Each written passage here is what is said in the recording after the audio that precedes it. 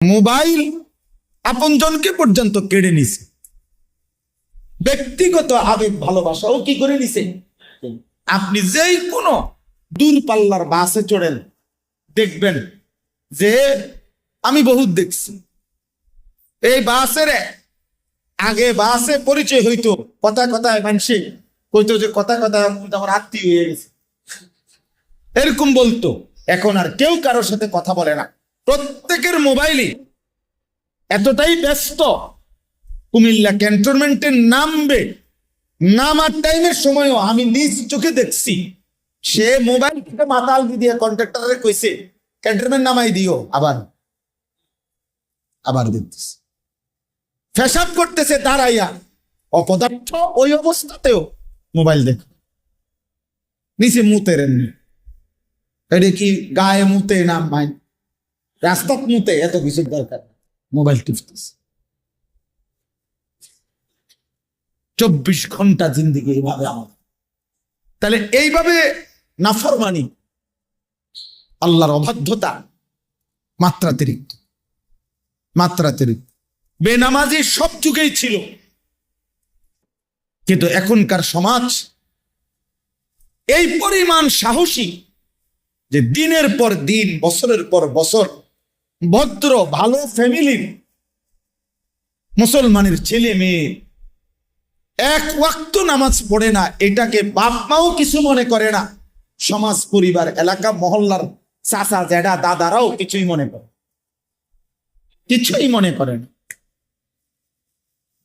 কিছুই মনে করে। অথচ ভদ্র ফ্যামিলি, ভালো ফ্যামিলি, কিন্তু ছেলে গত 1 বছরে কোনোদিন বলতে পারবে না যে ফজরের নামাজ পড়ছি, অথচ বয়স 16 বছর 18 বছর। মা বাবারও কোনো আফসোস নাই, সন্তানেরও কোনো আফসোস। এটা যে কোনো অপরাধ, এটা যে একটা পাপ, এটা যে একটা অন্যায়, এই অনুভূতিটাও নাই। কি ভুলে গেছে তাও ভুলে গেছে, কি জানা নাই তাও জানা নাই। এই হলো বাপ হালাত, এই হলো হালাত, এই হলো জিন্দিগি। সারা দিন সারা রাত কারো অর্থের নেশা উপার্জনের, কারো নারীর নেশা, কারো ক্ষমতার নেশা, সবাই আমরা দুনিয়া ভোগ করার নেশায় ব্যস্ত, সবাই ব্যস্ত।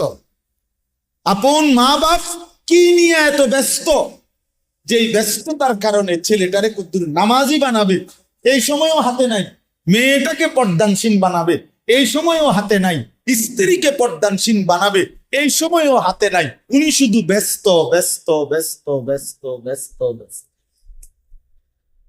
আহা মুসলমান, কিসের জন্য কি সময় শেষ করলেন? তা আমার বলার উদ্দেশ্য হলো, ওলামায়ে কেরাম এই জন্য হয়েছে রে, সমস্যা কি তোমার?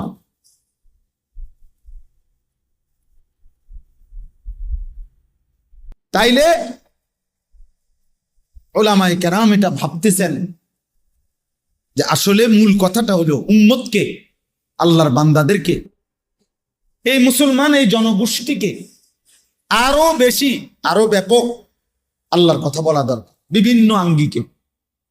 এই জন্য আলহামদুলিল্লাহ আমাদের বুজুর্গ উলামায়ে কেরাম ইসলাহি মজলিস চালু করছেন। আবার ইদানিং কালে আইসা ব্যাপকভাবে শীর্ষ আলেম উলামা, বুজুর্গ আলেম উলামা উম্মতের জন্য যারা ফিকির করে, ওনাদের ফিকির হলো মসজিদে মসজিদে, মহল্লায় মহল্লা। ওই ভাই আপনি এতগুলো ছবি উঠাইয়া করবেন কি? এই যে আপনি করেনটা কি এখানে? নিজেই নিজে ছবি উঠাইতে আছে, এটারে ঘুরাইতে আছে মোবাইল, ওটারে আবার হাসতে নেছেন। মাশাআল্লাহ, আল্লাহ তাআলা আপনার বিবেকের উপরে রহম করেন। তো এই জন্য বললাম, আমি ছেড়ে দেওয়ার মানুষ না, আমার কথা এক কথা, আমি জীবনে কোনোদিন দরকার হলে আর আসবো না, কিন্তু একবারই বলে গেল আমার হিসাব শোন, বুঝেন নাই কথা? আমি জনপ্রিয়তা দিয়ে ঘাস কাটমুনি, আমি তো ভোটে খারাইতাম না, তা আমি জনপ্রিয়তা দিয়ে করবো কি? আমি তো কোনো প্রার্থী না নির্বাচনে। আমার আল্লাহর কথা বলা দরকার, বলা দরকার। একজন হোক 10 জন হোক, কিন্তু মনোযোগ দিয়ে শুনতে হবে। গাফেলকে বলে 1000 বছরও কোনো লাভ নেই। গাফেল 1000 বছরও। আমাদের সমাজে দেখবেন যেই সমস্ত মুসল্লি শুক্রবারে জুমার বয়ান ইমাম সাহেবের চেহারার দিকে তাকায় শুনে মনোযোগ দিন, তাদের জীবন খুব দ্রুত পরিবর্তন হয়। যত মানুষ গার নোয়াইয়া নিচের দিকে অমনোযোগী, হয় জুরায় নয় জিমায় অমনোযোগী, এদের জীবনের পরিবর্তন হয়। বিড়ি খায় তো খায় আজ 60 বছর বিড়ি সাদোয়ানে গপ মারে তো আজকে 90 বছর বাঁকা হয়ে গেছে, এখনো সাদোয়ানে গপও মারে। তাহলে আপনি আজকে 40 বছর ধরে চাচা কি ওয়াজ শুনলেন, 40 বছরেও কোনোদিনে এত লম্বা সময় আপনি বুঝলেন না আখিরাত কাকে বলে, গুনাহ কাকে বলে। 60 বছরেও কি আল্লাহর নাফরমানি ছেড়ে দেওয়ার সময় হয় নাই? বলেন ইনসাফ কি বলেন? 70 বছরও সময় হয় নাই? আস্তাগফিরুল্লাহ। আপনি বুঝের হয়েছেন কতদিন আগে, কত বছর ধরে?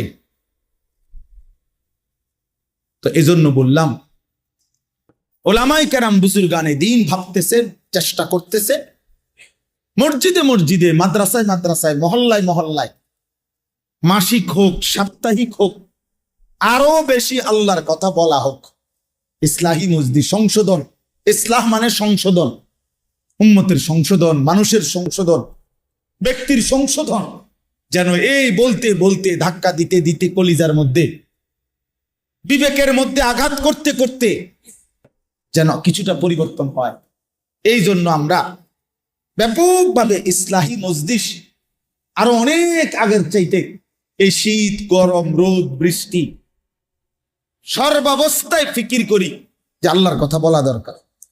কয়জন এটা দেখার দরকার নাই, পোস্টার আসেনি, মাইক আসেনি, হ্যান্ডবিল আসেনি, এত কিছুর দরকার নাই। আল্লাহর কথা বলা দরকার, আল্লাহর কথা বলা দরকার, আল্লাহর কথা বলা দরকার। উচিত তো আমার শায়েখ আল্লামা মুফতি মুশতাকুন নবী সাহেব হুজুর তো বলেন যে উচিত তো হ্যান্ড মাইক নিয়া, নিজের ব্যাটারি লাগাইয়া, নিজে চার্জ দিয়া, হ্যান্ড মাইক দিয়া হকারের মতো উম্মতের দুয়ারে দুয়ারে আখিরাতের কথা বলা উচিত।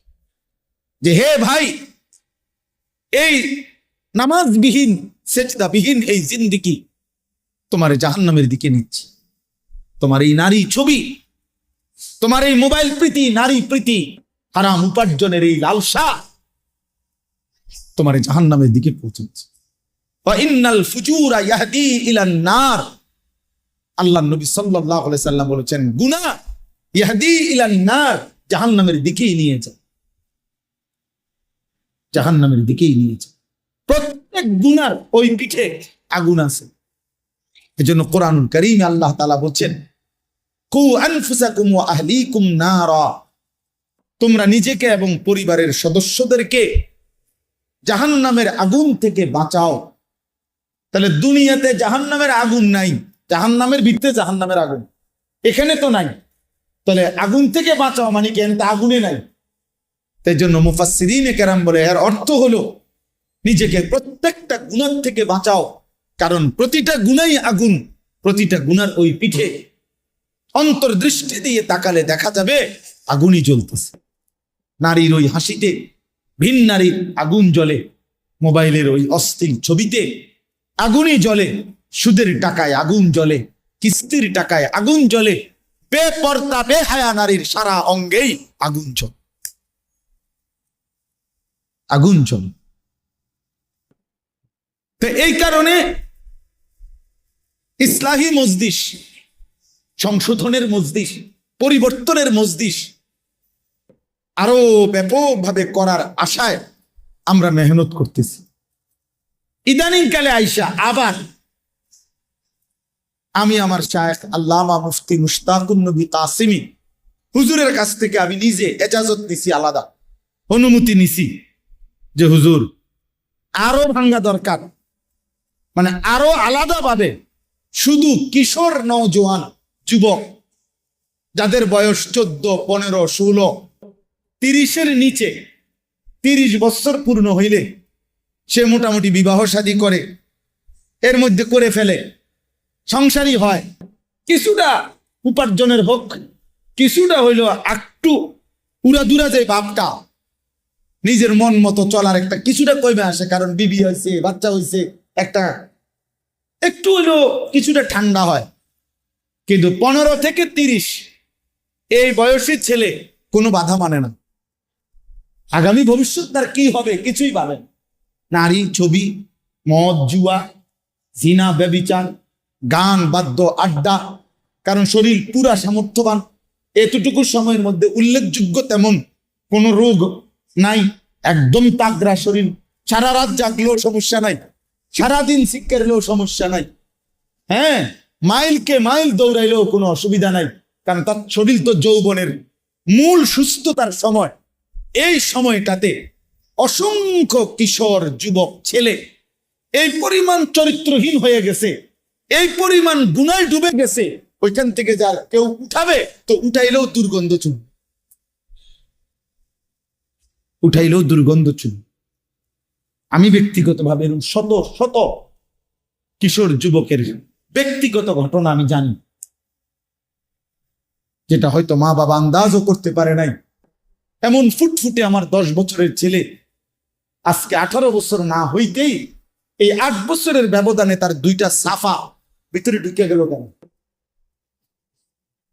এত অল্প বয়সে তো সে এত ভেঙে যাওয়ার কথা না, এত অল্প বয়সে তো চোখ এত ভিতরে যাওয়ার কথা না, এত বয়সে, এত কম বয়সে এত উদাস, এত হতাশ। চেহারা শুরু দেখলেই বোঝা যায় কোথায় হারায় আছে, কোথায় গেছে গা, কোন রাজ্যে ভাইসা গেছে খবরও নাই, খবরও নেই। মা বাবা কামাই করতেছে, বাপে ব্যস্ত, উনি সোফা ঠিক করে, খাট ঠিক করে, ফার্নিচার নিয়ে ব্যস্ত, মায়ে প্রসাদনিয়ার গহনা নিয়ে ব্যস্ত, সন্তান নিজের জীবন নিজের হাতে তুলে নিয়ে তার মনে যা চায় তাই করতেছে, বিনিময়ে চরিত্রহীনতা, অসভ্যতা, অশ্লীলতার চূড়ান্ত গহীন অন্ধকারে ডুবে গেছে, ডুবে গেছে। হ্যাঁ, এক যুবক আমার কাছ থেকে উত্তরবঙ্গ থেকে আসছিল, বলছিল হুজুর আমার আব্বা অনেক কষ্ট করে 2.5 লক্ষ টাকা উনার ক্যাশে জমাইছে, ফার্নিচারের ব্যবসা করে, আমি শয়তানের খপ্পরে পড়ে এই 2.5 লক্ষ টাকা বাবার চুরি করে নিয়ে অনলাইনে জুয়া খেলছিলাম, জুয়া খেলে হুজুর সব হারায় ফেলছি, এখন বাবা আমার বাড়ির থেকে বের করে দিছে, আমার আব্বারও কিচ্ছু নাই, আমারও কিছু নাই, এখন আমি কি করবো? এই কাঁদতেছে জড়ায় ধরা, আর বলতে হুজুর কিছুই বুঝতেছি না, এই জন্য আসছে দোয়ার জন্য। কি দোয়া করতাম, কি বলতো? এরকম একজন, এরকম হাজার হাজার, এরকম শত শত, এরকম শত শত, অসংখ্য মেয়ে, অসংখ্য কন্যা, অসংখ্য বোন, কোন দুশ্চরিত্র, অসভ্য কোন যুবকের খপ্পরে পড়ে নিজের ইজ্জত সম্ভ্রম হারায়া আজকে হয়তো পৃথিবীবাসীকে জানাচ্ছে না, কিন্তু ধুকে ধুকে মরে যাচ্ছে। হিন্দু ছেলের সাথে মুসলিম মেয়ে, হিন্দু যুবক কৌশল করে প্রেমের ফাঁদে ফেলে সর্বস্ব ধ্বংস করে, বরবাদ করে একদিন নিজের মুখোশ উন্মোচন করে হারিয়ে যায়, আর ওই অসহায় মুসলিম মেয়ে নিজের জীবনটা বরবাদ করে। এই বাংলাদেশে এরকম অসংখ্য ঘটনা ঘটেছে এবং ঘটতেছে। হিন্দু যুবকের খপ্পরে পড়ে মুসলিম মেয়ে শেষ, মুসলিম মেয়ে শেষ। আস্তাগফিরুল্লাহ। আমার বাপ চাচাদেরকে বুঝানোর জন্য বললাম, আরো অনেক কথা, এগুলা সব খোলামেলা বলাও সম্ভব না, সম্ভব না। আমাদের সন্তানদের গুনাহের শাহওয়াত, নারীর অশ্লীলতার, অসভ্যতার এমন অসংখ্য ছেলে আমাদের সমাজে আছে, সারা রাত উলঙ্গ ছবি দেখে, সারা দিন সারা রাত মোবাইলে তার কামে হলো এই বড় মোবাইলটা ছাড়া একটা মিনিট সে বাঁচবে না। মাছ যেরকম পানির থেকে উঠাইলে ছটফট করে মরে যায়, এরম মরে যাবে, পাগল হয়ে যাবে, অস্থির হয়ে যাবে, সব হারাইতে রাজি, এই মোবাইল হারাইতে রাজি। এই জন্য বাবা, নওজোয়ান ভাই, তোমাদেরকেও বলি ভাইয়া, আমরা ব্যক্তিগতভাবে এই জন্য নতুন করে আবার ফিকির করছি যে আরো কমাইয়া আইনা শুধু কিশোর যুবক অর্থাৎ এই নওজোয়ান যারা, এদের জন্য ইসলাহি মজলিস, এদের জন্য আলাদা আলোচনা হওয়া দরকার। এদেরকে আলাদা, যে যাদের বয়স 15 থেকে 30, শুধু তাদেরকে আলাদা ডাইকা তার ব্যক্তিগত চরিত্র, আখলাক, তার নৈতিকতা, তার ভবিষ্যৎ, দুনিয়ার ভবিষ্যৎ, আখিরাতের ভবিষ্যৎ কাছে নিয়ে, দরদ নিয়ে তারে আরো বলা দরকার যে বাপ তুমি নষ্ট হইও না। স্বার্থপর এই দুনিয়া শেষ পর্যন্ত কাউকে মনে রাখে না, কারো জন্য থেমেও থাকে না। বহুত স্বার্থপর এই দুনিয়া, বহুত স্বার্থপর। আমি বলছি কয়দিন আগেও, এই 2-3 দিন আগে আমি ফজরের নামাজের আধা ঘন্টা পরে আমার বাসার সামনের বাজারে গেছি, দেখছি একটা হাইয়েস আর ট্রাক অ্যাক্সিডেন্ট করছে, অনেক গাড়ি আটকায় গেছে। হাইয়েস গাড়িটার থেকে ভাইঙ্গা ড্রাইভারটারে বাইর করছে, ড্রাইভারটার এই সাইড পুরো গুঁড়া হয়ে গেছে, কিছুক্ষণের মধ্যে ড্রাইভারটা মারা গেছে। আহা, লক্ষণীয় বিষয় হলো চলন্ত গাড়ি তো চলতেছিল, এই ড্রাইভিং সিটে বসে এই লোকটা কিছুক্ষণের মধ্যে মারা গেল, কিন্তু এর 10 মিনিটের মাথায় একটা গাড়ি, এখানে যে শত শত গাড়ি জ্যাম বাজলো, সব গাড়ি যার যার মতো করে চলে গেল, কারো হাতে সময় নাই, কেউ কারো জন্য থামে না, বিকাল বেলা আর কেউ কারো খবরও নাই, চিহ্নও নাই, কারো জন্য কেউ অপেক্ষা করে না, কারো হাতে সময় নাই, কারো হাতে সময় নেই। এজন্য স্বার্থপর এই দুনিয়া শেষ পর্যন্ত কাউকে মনে রাখে না, কারো জন্য থামে না। আমার আমি আমি আমি ভালো থাকলে আমি ভালো আছি, আমি মন্দ তো আমি মন্দ, আমি মরে গেলাম তো মরেই গেলাম, এই পৃথিবীর জায়গায় রয়ে গেল। তোমার জন্য কেউ থামবে না, সূর্যও না, চন্দ্রও না, আলো বাতাস রোদ বৃষ্টি কেউ না, একটা মানুষও না, একটা মানুষও না। এ দুনিয়া বড় স্বার্থপর, বড় স্বার্থপর। এজন্য বাপ আপনাদেরকেও বলি, যুবক তোমাদেরকেও বলি, তুমি নষ্ট হয়ে গেলে শেষ পর্যন্ত মনে রাখো তোমার জন্য কেউ থামবে না। আপনাদেরকে বলি বাবা, স্ত্রী সন্তানের জন্য যদি আপনি হারাম উপার্জন করে জীবনটা শেষ করছেন, কোনোদিন পাবেনও নাই। সুদের টাকা, কিস্তির টাকা, হারামের টাকা, ওজনে কম দেওয়া, ধোকাবাজি, প্রতারণা করা উপার্জন করা দরকার ছিল না। আমনের কলজার মধ্যে শয়তানে বসায় দিছে যে বউ বাচ্চার লাগে এগুলা করতেছ, করো না রে বাপ, খোদার কসম এরা মনে রাখবে না, এরা মনে রাখবে না, এরা কোনোদিন বলবে না, এরা মনে রাখবে। দুপুর বেলা জানাজা হইছে, আসরের পরে জানাজা হইছে, কানছে 2 ঘন্টা 4 ঘন্টা জি ফুত নাতি নাতনি স্ত্রী সন্তান।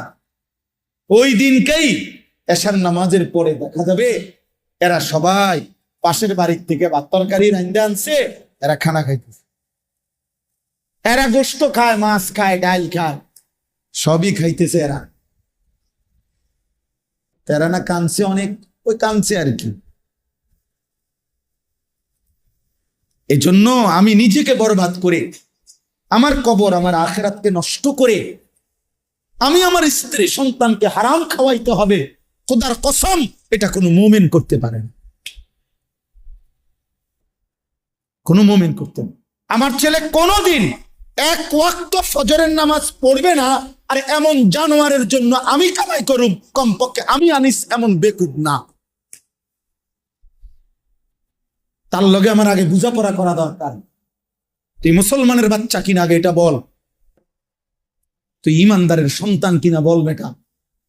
যদি তুই মুসলমানের বাচ্চা হস, আমি তোর জন্য মাথার ঘাম পায়ে ফেলে কামাই করমু, আমার এই কষ্টের উপার্জনের কিনা ফ্যান, খাট, পালং, সোফা, ফার্নিচার, বাজার সদাই, আর তুই বেঈমান সারা রাত মোবাইলে নারী দেখবি, ছবি দেখবি, কোনোদিন ফজরের নামাজ পড়বি না। এমন জানোয়ারের জন্যই আমি কামাই করলাম না। এমন হাইওয়ানের জন্য কামাই করতে বলছে কে? যার কপালে সেজদা নাই, অত মানুষ না। এখানে আছে, দেখেন আপনি, আল্লাহ তাআলা বলছে সবচেয়ে নিকৃষ্ট মানুষ সে যে নামাজ নষ্ট করে। ফাখালাফা মিন বাদিহিম খালফুন, প্রত্যেক প্রজন্মের নিকৃষ্ট কারা? আল্লাহ বলেন আদাউস সালাহ, যারা তাদের নামাজকে নষ্ট করে দেয়।